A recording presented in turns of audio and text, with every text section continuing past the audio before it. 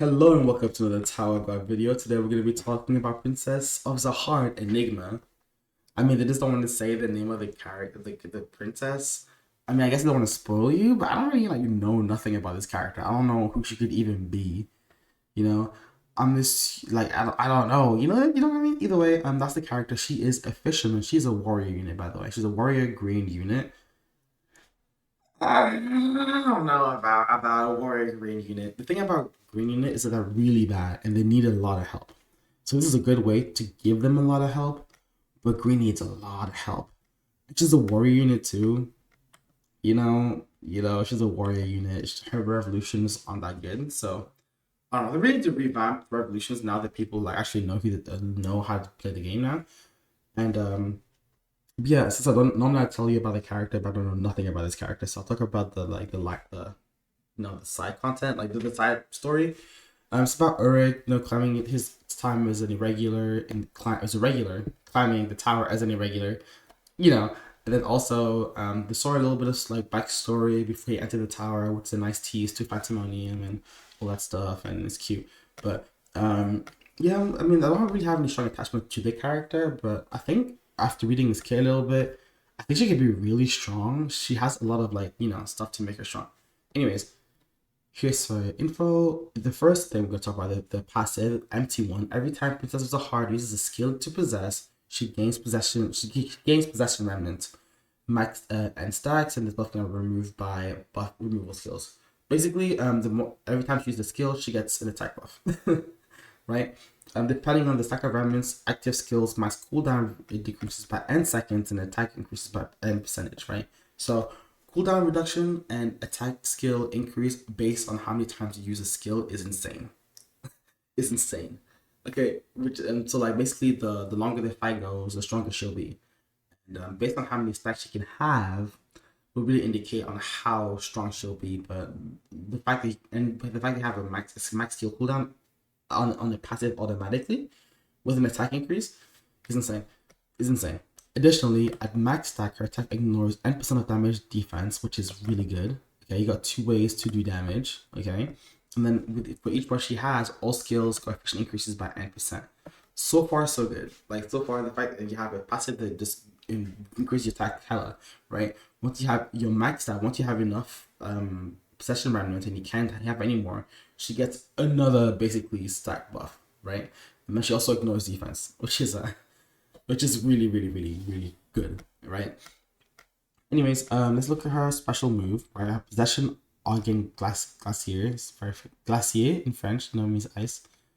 Anyways, Princess of Zahard becomes invincible and jumps towards the enemy, stabbing them with a needle, dealing N% of attack as damage, launching them airborne for N seconds, and reducing their physical resistance. Invincible is really good because as you can see, she doesn't really have a lot of invincibility moves, meaning that she'll get hit a lot. So at least on her ult, she's invincible, which is very nice. And then reducing her physical resistance is really, really good. That's a debuff, right? As I said before, when it comes to meta, but when it comes to meta and how much damage the enemy will, how much damage the ally will do, one of the most important things is how much debuffs they do to the enemy, right? And one of the reasons to why Augustus is so goddamn strong is because he does 3 different debuffs on the enemy team on top of all the attack buffs that he gives himself, right? So the more defensive buffs she does to the enemy, the more damage she'll do overall, right? And then after that, massive frost crystal continuously damaging the target, dealing N% of attack is damage N times, not just extra damage. When possession ends, Silver Fire's passing remains, dealing damage to blue enemies by N% for N seconds. I mean, okay, I'm not gonna lie to you. Dealing damage to blue enemies is essentially useless because if you use her on literally if you fight her with any other element, this is basically non-existent. I mean, it's good to have, but do we care? Do we really care? Not really. But what is important about this part of this part of the I can't speak today. Part of the special move is that this part mag and stack duration resets when the stack refreshes. Basically, what that means is that whenever you use a special move and the cooldown hasn't dropped, it means that the cooldown will reset itself. So let's say you do the ult, it lasts for 10 seconds, and you use the ult within that 10 seconds, that 10 seconds go back to 10. So instead of being 6 seconds, it goes back to 10, meaning that if you're lucky, I'm not sure if you can be lucky, or maybe you can probably spam this move and have this buff happening the entire time. And this works, and you'll have this when possession ends, and the buff remains. The buff remains for both of these two active skills, meaning that this part of the skill where it says that active skills max cooldown decreases, and you can remove that, is really important, because it means that you might be able to keep these buffs for all the moves, all the actives and the special move consistently, right? Anyways, let's go back to the active. Active number 1, possession of fairy of the 16th leg. Princess of Zahard charges towards the enemy and stabs them with a needle, dealing N% of damages and immobilizing them for N seconds. After that, wave presses onto the target, dealing N% of attack damage N times. I mean, that just damage, but immobilizing them is really, really good. Obviously, obviously that's really, really good. Especially since she's gonna have such a quick cooldown, such a low cooldown with her moves, meaning she might be able to spam this consistently. And then when possession ends, the Azure Fairy's Blessing remains, increasing swiftness by N% for N seconds, which is absolutely fantastic. Basically, an increased swiftness with a skill cooldown reduction on her base passive skill means that she's gonna be really quick. She'll do a lot of damage, and she'll stack up quick. I'm assuming she'll stack up quick, depending on how much that she has, but an increase in swiftness already on her kit with a skill cooldown reduction on the passive is insane. She'll be able to spam her moves a lot, right? Princess of the Heart creates a Crimson River area that lasts for N seconds, dealing N% of her attack damage every second to enemies within the area. Simultaneously, she gains the power of the needle and increases the sword blast, dealing N% of damage on all areas in its path. That's cool. A lot of damage, QQ. And when possession ends, Blood Fairy remains, increases the physical pierce by N seconds increase physical pierce by N for N seconds. Increasing physical pierce is crazy. With all the attack buffs she's getting. She's getting like 50 attack buffs, basically. She's getting it from here, right? She has regular attack buff here. She's ignoring damage defense here. She's increasing physical pierce here. And then she can also reduce their physical resistances on their ult if she hits them with the ult. And it's crazy because she'll be able to spam those consistently, right? So already she is stupid strong, right? So essentially, I'm assuming that when the game starts, this will be the first move that happens. Like, she'll do this move instantly, right? And then she'll stun them, and then once she'll stun them, she'll have the opportunity to, stack up her passive, and everything. Now, here's what's really important about this character before I make an analysis on her. If you look at the dev notes, this one specifically, okay, it says that additionally the skill grants a buff survivability that allows the user to evade all attacks for a certain period. Okay, so like, I don't know which skill she's talking about, but I'm assuming there's her ult, right? So I'm assuming her ult will. I'm assuming it's her ult. So I'm assuming that's Revolution, right? Or if it's not Revolution, and I don't think it's her. It's her ult. Is that her? Which is crazy. I'm assuming it's either the first skill or the second skill, right? This is the skill grants and survivability that allows the user to evade all attacks for a certain period. When the special move is activated, it increases damage to brute enemies, making it highly effective in adventure, especially against. Again, this is just a Urek counter, which is nice. I mean, they did say they were gonna try and make a Urek counter unit. I think this is it. And but yeah, either way, let's go back to Princess of the Heart. Okay, so I have to. So if I had to take a guess, on which skill it will be, I want to say this one, because it doesn't really do anything apart from damaging people. This all it does is just damage people, right? Simultaneously she has the power needle. It does a bunch of damage here. So this is like, I think is the skill that's gonna get either exclusive equipment buff, or it's gonna be a revolution. Yeah, probably, yeah, or a revolution or something, right? Normally they have a bigger habit of doing revolution on their passive and their ult, but they've had a few exceptions. But if I take a guess, I think this is a skill that where you're gonna get the evasive buff, whether it's exclusive weapon or whether it's the revolution. But that comes down to my biggest issue with this character. Before I even talk about whether she's good or not, is that she has survivability issues. The only survivability issue that she has is this invincibility on the special move, and that's cool. But this character is a warrior unit. They're not a mage unit, meaning they're going to be in their front line the entire time. Meaning that this character needs to be able to not die the second that the game starts, right?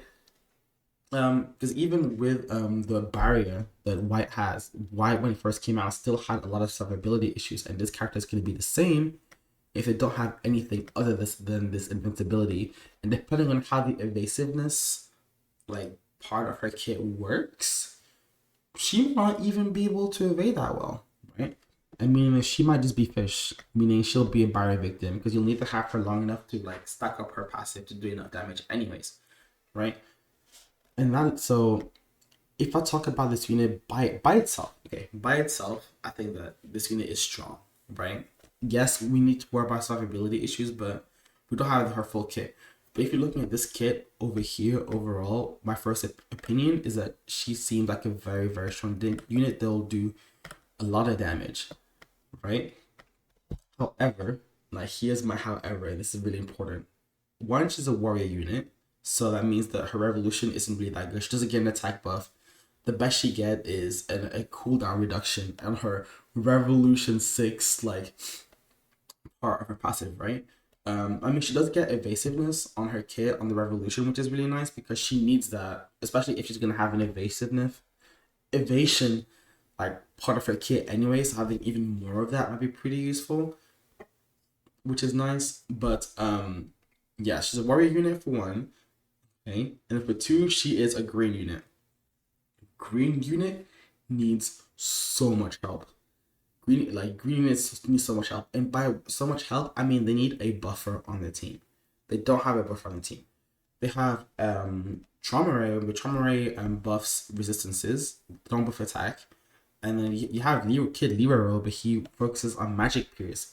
This character is a physical unit, not a magical unit, so you can't even use that on her. And then what?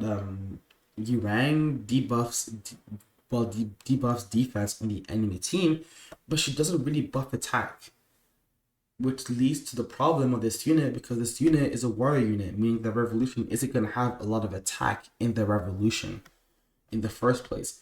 So, and if you look at this closely here, it does end with each buff she has, all attack coefficient increases by 10%. But we don't really have green buffing units like at all, you know.